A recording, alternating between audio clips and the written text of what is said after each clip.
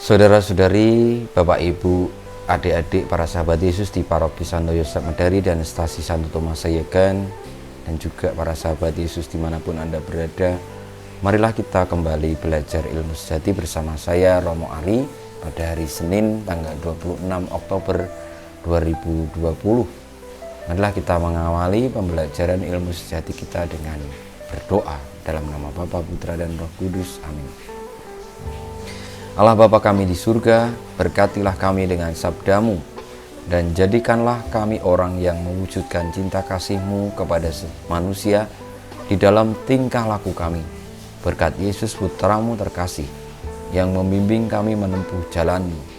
Sebab Dialah Tuhan pengantara kami, yang bersama Dikau dalam persatuan Roh Kudus hidup dan berkuasa, kini dan sepanjang masa. Amin.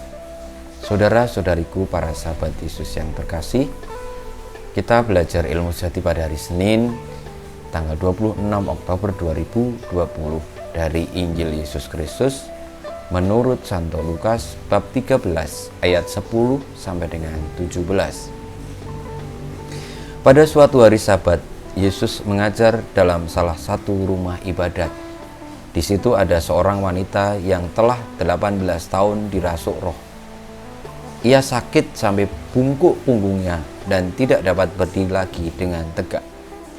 Ketika Yesus melihat wanita itu, dipanggilnyalah dia.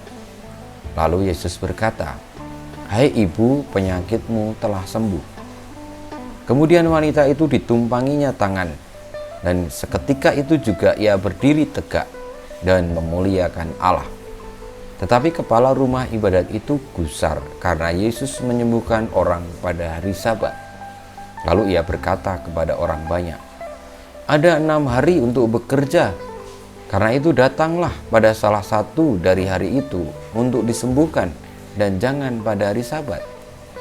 Tetapi Tuhan menjawab dia, katanya, "Hai orang-orang munafik, bukankah kalian semua melepaskan lembu dan keledaimu pada hari Sabat dan membawanya ke tempat minum? Nah, wanita ini sudah 18 tahun diikat oleh iblis. Bukankah dia harus dilepaskan dari ikatannya itu karena dia keturunan Abraham?" Waktu Yesus berbicara demikian, semua lawannya merasa malu, sedangkan orang banyak bersuka cita karena segala perkara mulia yang telah dilakukannya. Demikianlah Injil Tuhan kita. Terpujilah Kristus. Saudara-saudariku, para sahabat Yesus yang terkasih, sungguh menarik untuk mencermati kisah yang baru saja kita dengarkan dari Injil tentang bagaimana Tuhan Yesus menyembuhkan orang yang dirasuki roh jahat hingga sakit dan punggungnya bungkuk sehingga tidak bisa berjalan tegak selama 18 tahun. Yesus menyembuhkan wanita yang diganggu oleh roh jahat itu pada hari Sabat. Dan situasi yang dialami Yesus lantas membuat gusar atau menjadikan gusar kepala rumah ibadat yang tidak setuju karena Yesus menyembuhkan orang pada hari Sabat. Pada hari Sabat dimengerti oleh orang-orang yang taat kepada Taurat adalah hari yang dikhususkan untuk memuji Tuhan, untuk dipersembahkan kepada Tuhan. Maka kepala rumah ibadat tadi menyangka bahwa Yesus itu mungkin adalah seorang dukun atau seorang tabib atau seorang dokter.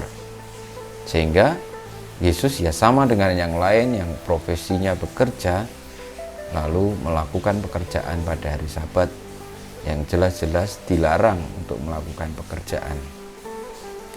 Lalu Tuhan Yesus menerangkan bahwa yang dilakukannya itu bukan sekedar pekerjaan seperti dukun, seperti tabib, seperti dokter, tetapi dia datang, dia hadir, dia menyembuhkan karena dia adalah kehadiran Allah yang menyelamatkan manusia.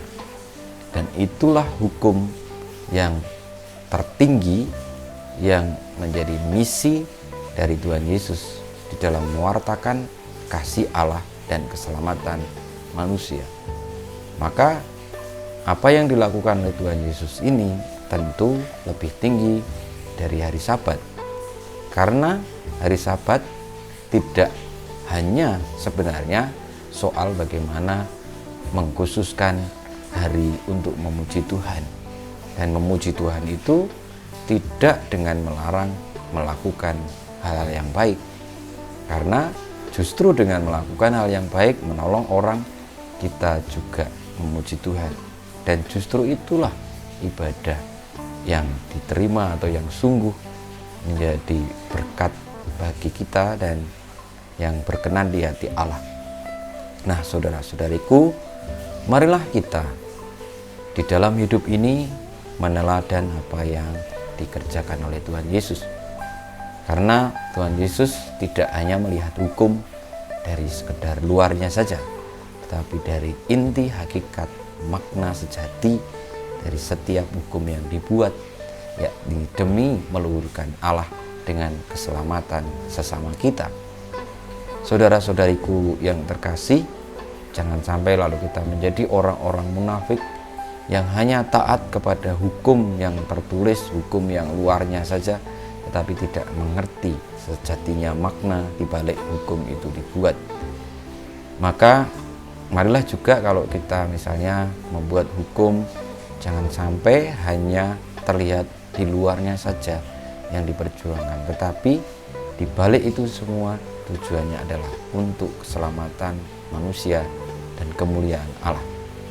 Saya pernah mendengar bahwa Monsinyur Sugio Pranoto mengungkapkan kemanusiaan itu satu, dan saya yakin kata-kata itu mengalir dari apa yang diperjuangkan oleh Tuhan Yesus.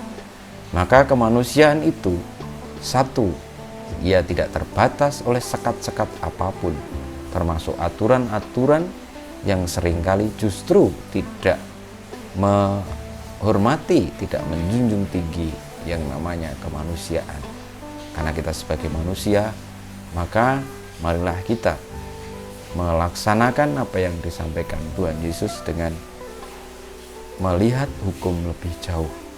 Tidak hanya taat di luarnya, tetapi tahu yang sejati. Seperti yang disampaikan Tuhan Yesus tadi, bahwa sesama kita itu adalah manusia. Dan dia pun adalah keturunan Abraham.